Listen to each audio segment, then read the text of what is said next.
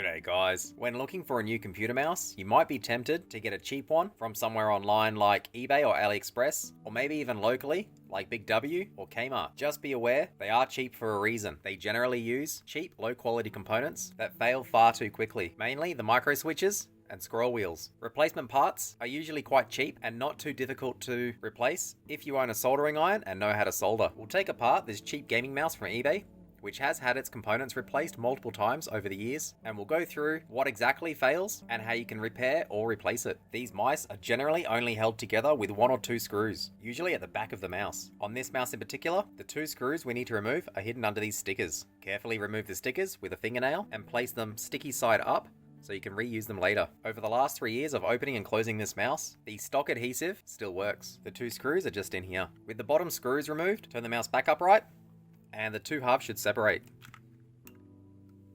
This is a rechargeable model, and the insides will vary slightly depending on which mouse you have, but they generally all have the same components. If your mouse has side buttons, you can simply lift up the plastic to remove. The scroll wheel also just lifts out. Over time, you might notice the page starting to jump around when trying to use the scroll wheel. This is generally caused by the contacts inside the rotary encoder becoming oxidized. Some rotary encoders can very carefully be disassembled and cleaned using something like isopropyl alcohol, but others will be held together with melted plastic pegs. Unfortunately, the ones held together by melted plastic pegs don't close back up after cleaning and will need replacing. Searching on eBay for rotary mouse should bring up the replacement part needed, and they usually go for around $3 each, but you'll probably be better off harvesting one from a broken or older mouse. It's also worth noting that the rotary encoders do come in different heights. Some have longer legs, while others have shorter legs. When buying a replacement online or harvesting from a different mouse, make sure you check which one you need. Obviously, the longer leg encoders can be trimmed down to fit the footprint of a shorter leg encoder, but it is quite difficult to extend the legs of a short one to fit in a long one. The other common thing that fails are the micro switches, so left click, right click, forward and back.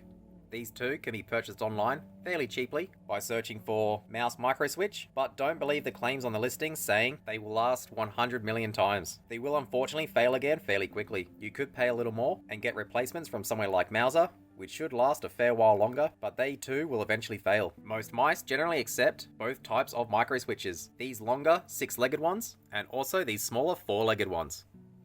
A packet of these smaller 4-legged ones generally only cost a few dollars, but they are quite loud when clicking.